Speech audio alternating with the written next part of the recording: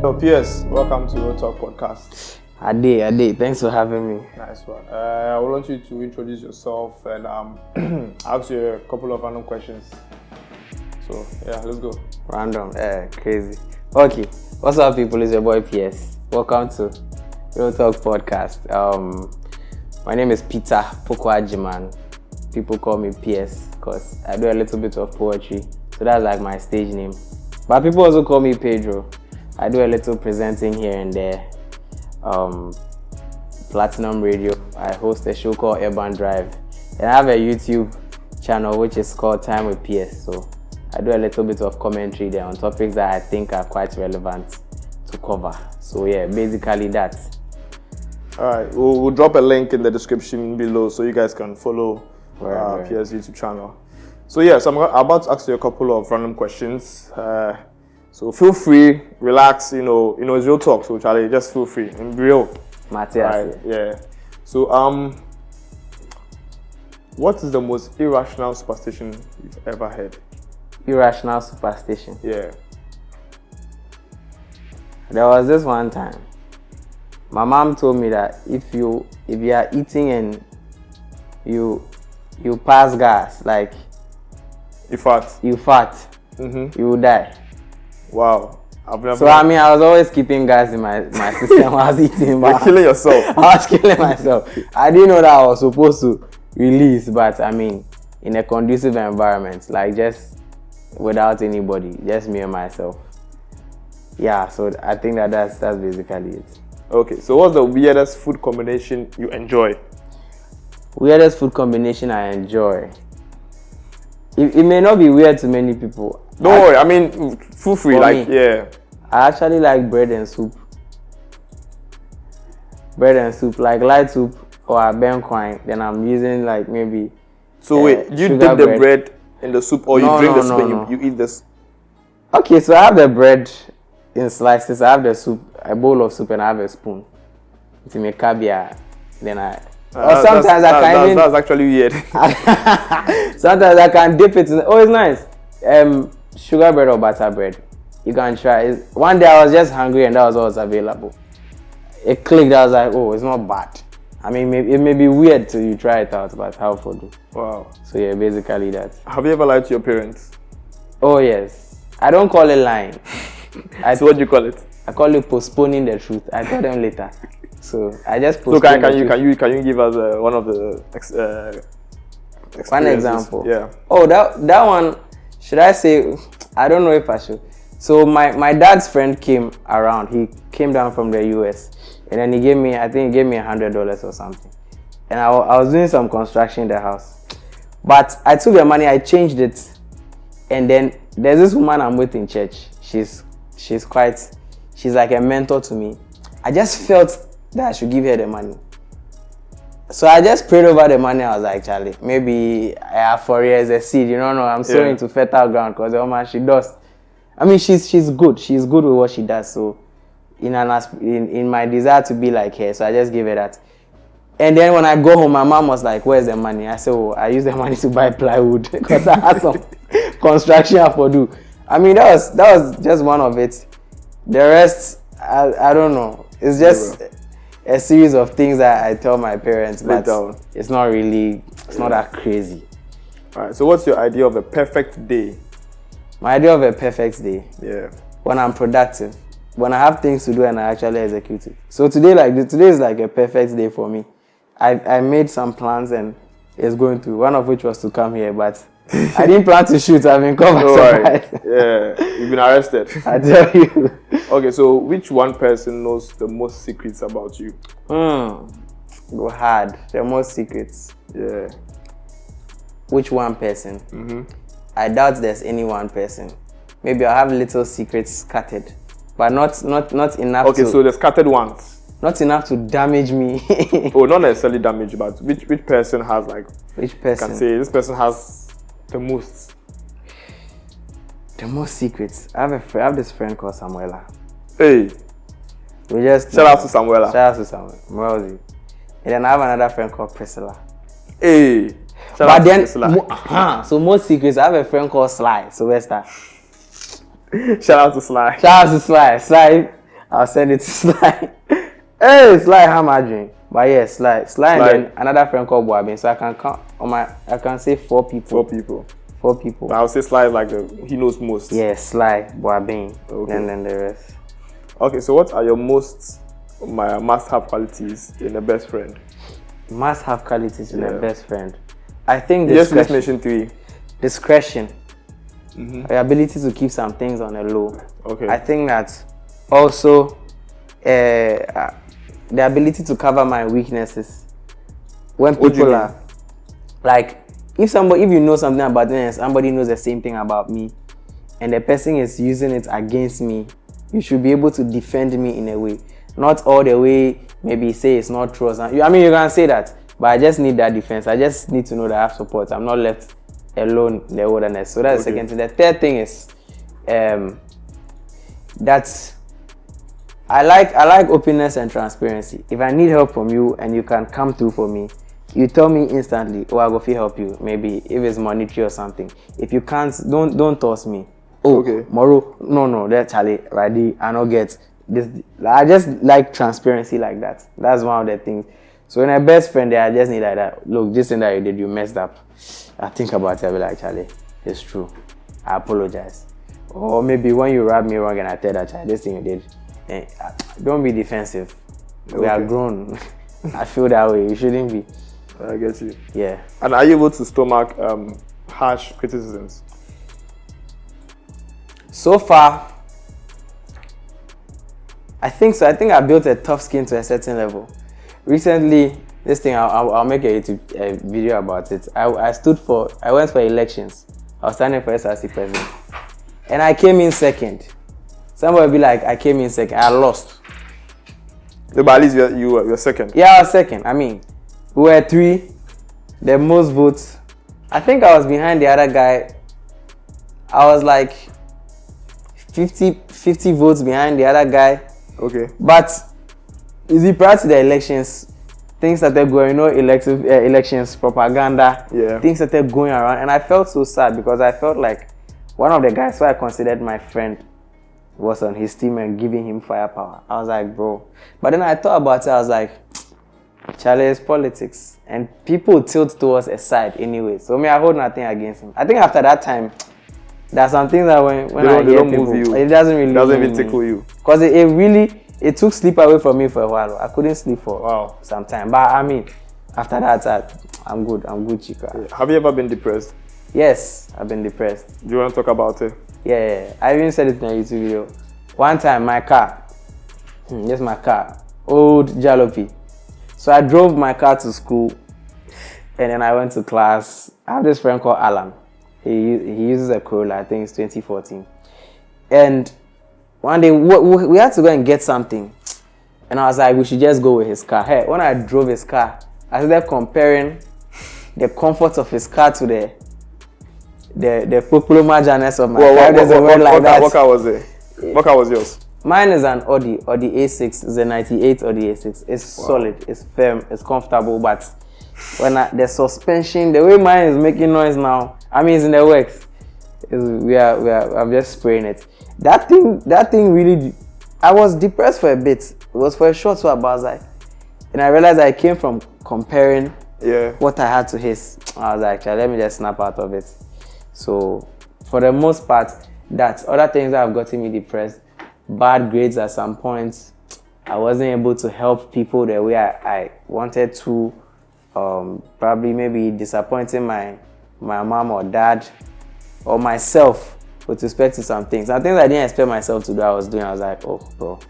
So that one, I think highly of myself. Okay. So when I fall below that, it really gets to you. Yeah. If you could have free meals for life at one fast food chain in the world, which would you choose and why? For life? Yeah. Free meals. Then I'll probably have to eat it once a day. So that you can. Okay, well, if you're okay with that. Free meals. I hope I don't have friends who own fast food joints so that they'll get pissed with me. Okay, it was this fast food joint, Cabo Corso, but they closed down. I just like their chicken burgers. I love it for some reason. Cabo Corso. But they closed down. I don't know if they are open at the mall, but at the junction mall they are closed down. So if I would have free meals from anywhere, I think it would be Cabo Corso. Just a chicken burger. Alright. That's what comes to mind. Nice. When was the last time you laughed so hard that you cried? The last time I laughed so hard that I cried. Yeah. I think it's either I was making fun of a friend. You like teasing? Yeah. I mean, my friends, they tease a lot. And when I stomach it to the extent that now it started vex me, they also jab back. My parents also tease a lot. So it's something I'm used to at home. But the last time I laughed so hard that I cried, I think myself and my brothers were making fun of somebody. It was a video, a YouTube video. Something like that. And I don't remember the exact time, but we were definitely making fun of a situation. But I mean, that's what happens. All right. What's your favorite topic to talk about? Favorite topic to talk about? Or topics? Topics. I think manhood. Taking responsibility for your actions. A lot of things in the Christian faith, like I'm somebody who say I'm very religious, I'm a Christian. My beliefs revolve around the Christian faith and Christ. So Christ will be one of my favorite topics to discuss. I like talking about cars. I like talking about money. Making money is what I like talking about, not necessarily spending it. So I like talking about business. So the Christian faith, business, adulthood, like taking responsibility for your life and your actions as a man, and even as a woman, taking responsibility for things, and probably marriage. I'm not there yet, so I'm going towards that side, small marriage. Do you have a girlfriend? At this time, no. No. Yeah. Okay. Nice. I hope it's not hard to believe, but I don't get. I get more parties where they talk class, but. So talking stage. Yeah, you can see that. Nice. Can see that. You spoke about you being a Christian. Yeah. I want to find out if you had the opportunity to ask God one question. What question would it be? The question would be, why am I here? I know why I'm here, but. Do you mean your purpose on earth? Yes. Or God's plan for you? Okay, how do I even say it? It would be a funny question because the why am I here? It may be the neighborhood, the kind of neighborhood I'm growing up in. I mean, why? I mean, if Elon Musk was my dad, it would be bad. But I'm not pooping on my dad or anything. I love my dad. I love my mom. So they've given me everything I need. You see, so whatever I want, I'm going for it. But if that was the question I'll ask God, like, I think I'll just be grateful. But one question: who is my wife? Who are for marrying? That's the question you want to find out. Because Charlie, the woman to choose. It's tough. Charlie, cause me, I don't desire to be a bad boy. You see. But the girls that make you be a bad boy. Then they try make your man, But still, heaven is the goal. Heaven is the goal. So at this time, one question will be the kind of woman to marry, or if it's a specific person. So you ask God, who's my wife? You want to know her name, where she is, where she did.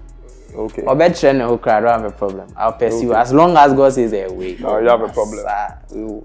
We'll pursue. All right. We go. Do you believe in life after death? It depends, like how. As in, after you are dead, there's. Okay. What would you describe personally as the concept of death? What happens after death for you, in your own perspective? When something dies, it has ended. So continuity has ceased. So, for example, when a tree is dead, it stops growing, stops absorbing nutrients, it stops working.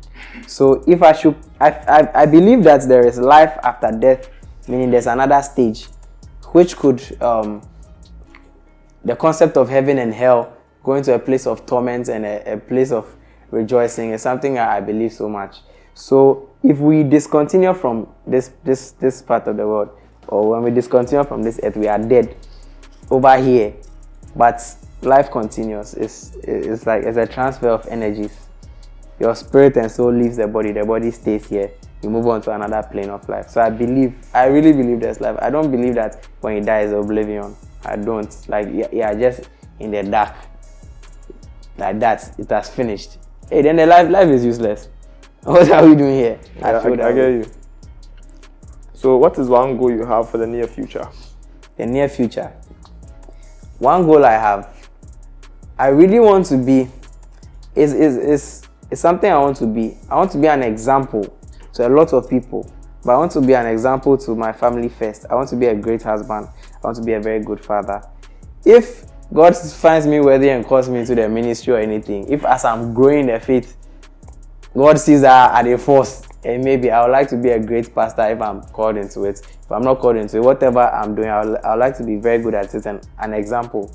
I like to really inspire a lot of young people. I like to build homes for homeless people. Maybe not plush homes, but affordable. So at least homeless people can stay inside. Affordable housing. I just want to do a lot of things. That's my goal. I want to be into real estate. That will help people. I want to be into business. I'll finance people. I'll teach a lot of people about business. I just like that. But overall, I want to be comprehensively good. Whatever I'm doing, I want to do well there. Okay. I think that's it. What do you think your purpose in life is? Our purpose in life. Your purpose. My purpose. Yeah. Okay. I think just to honor God's will. God has His will. There's a scripture that says that pray to the God of harvest so that He will send laborers into His vineyard. So I believe that God has a general purpose in which we fit. So as you are working within the purpose of God, He directs you as to specific things to do. And sometimes you feel these things. All right. So my purpose, I honestly, I'm into mentorship, a lot of mentorship. To be a great mentor, you have to be a great example. So working on myself is one of the things. Doing well in areas that I am in is one of the things. As I said, being a great example and not just leading by speech like how a lot of motivational speakers do, but by actions, so that people will know that like I back my words by my actions. People should be able to look at me from afar and then learn from me by just looking at me from afar and then things that I've managed to accomplish before they even get close to me. And my purpose in life to bring people up, to be responsible. Because if you're a responsible child, you're a responsible sibling, you're a responsible son, you become a responsible father, you have a responsible wife, you bring up responsible people. If we have responsible people in a neighborhood, we have a responsible community. Then we have a responsible city or town. We have a responsible region. We have a responsible nation. We have a responsible world. So I think that my purpose is just to be great and help others be great, and then we'll all be great. Not in a selfish manner, but I think in a heavenly direction. I get you. So what is one fact every friend should know about you? One fact every friend should know about Yeah, just one. Oh. I critical. Let me think of one fact. One fact. When I'm very hungry and we go out to eat, I'll eat a lot. It's some way, and I think I'm transparent. Like there are some things that when I'll just tell you over there, not in a very harsh manner. Sometimes very respectfully. You won't waste time to let the person know what was wrong. Yes. Sometimes it may be in person, but I won't do it out in the open. It won't be disgraceful. Maybe when we are there's a name for it. Oh, in confidence. Okay. I'll talk to you. Actually, this thing. I'm not going to blow it out of. Even sometimes my parents, I tell that, look, I've noticed this thing that you do. Are you sure I do this? Are you sure? I say you do this because this guy does this. The two of you do this. One time I observed a pattern in my mom, which I observed those same patterns in her brothers. They have a way of reacting to things. I observed it, and my mom was complaining about it some time ago. And I told her that, do you know that you act the same way? He said, hey, are you sure? Then my brother came and said, yes, you act the same way. All your brothers act the same way because grandpa acts that way. And I was like, I've seen where the thing is from. Because the funny thing is that how they react, I see traces of that in me. Because I also react that same way sometimes. Yeah. I'll not get into the specifics of that, but you get my point. Okay, so the final question. What is the meaning of life for you? The meaning of life. The meaning of life, it's just... I see that I don't have an explanation for the meaning of life.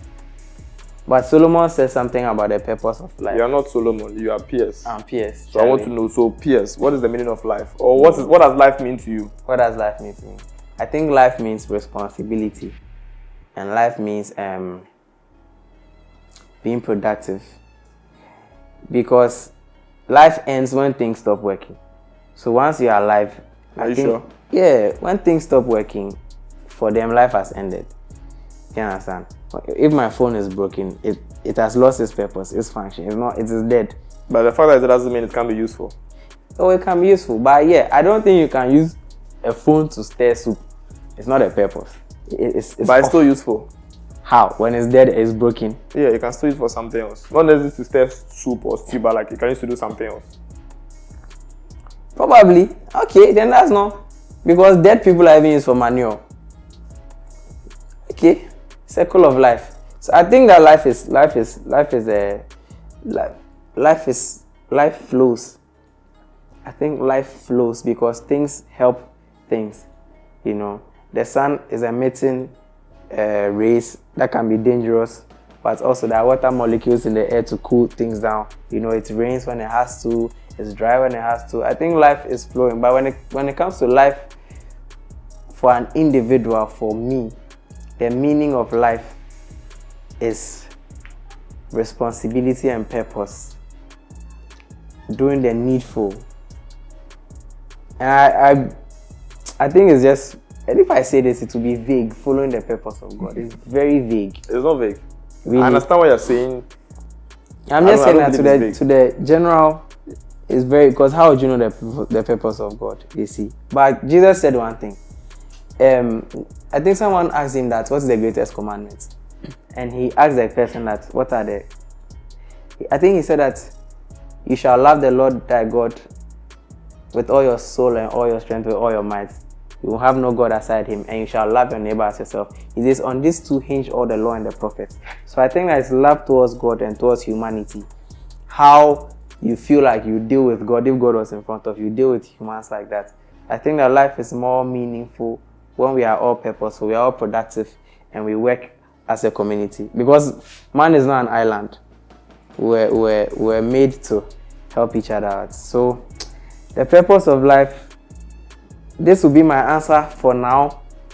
For now, because we grow and we learn. I'm young. We become better. We become better, or we can get worse. I think for somebody life is pain. For somebody life is just peace. For somebody life is loaded with experiences that you learn from. For somebody life is why me. With somebody life is, oh, what an opportunity to become better. With somebody life is, why all this stress? To somebody life is, oh, this is another challenge I have to overcome. You see, so it's different for all of us, but for me life is being productive. When life gives you lemons, you make lemonade, or you use it for your armpit so it will smell. I think that's practically what it is for me. All right, thank you, Pastor Petro. Hey, Pastor. Thanks for having me. We have people in the studio here. Don't mind it. Charlie. So any last words, any shout outs, any advice? Yeah, shout outs to, I want to say a big thank you to Pastor Kwesi Abedu. Shout outs to you. Big shout outs to Pastor John, everybody at Morning Star Cathedral, Catch the Anointing Center. Big shout outs to my parents. Thank you for believing in me. Big shout outs to everybody helping my project, building project. Thank you for believing in me. Shout outs to Juice Boys. Shout outs to all my cousins. Shout outs to Jabba. Shout outs to Sly. Charlie, shout outs to Winston. Shout outs to Ima. Shout outs to David. Last words. Don't complain too much. I think that we become less productive when we make excuses for ourselves and when we complain. We are all dealt different cards in life. All hands are not equal, but you make the most of what you have. Some people start underground, some people start in the dirt, some people start on their feet, some people start crawling, some people start flying.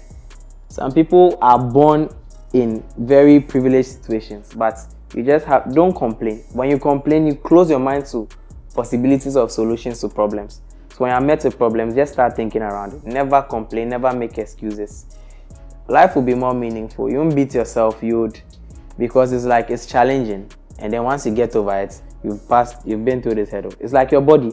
When you get chickenpox, your body develops antibodies. So when chickenpox comes again, you don't get it. It doesn't infect you because your body has developed antibodies to fight it. And I think that's how life is. When life throws challenges and you face it, I think that's about it. So these are my last words. Be productive, pray, pay attention to the things of God. Take things seriously. Take Christianity seriously. It helps. And face life. I think that's about it. All right, Reverend Dr. Pierce. I beg you, please. Thank you so much for coming to the Charlie Road Talk. Thank you for having me. You. And I've learned a lot from you. Oh, a pleasure. Peace. A pleasure. Charlie, adios.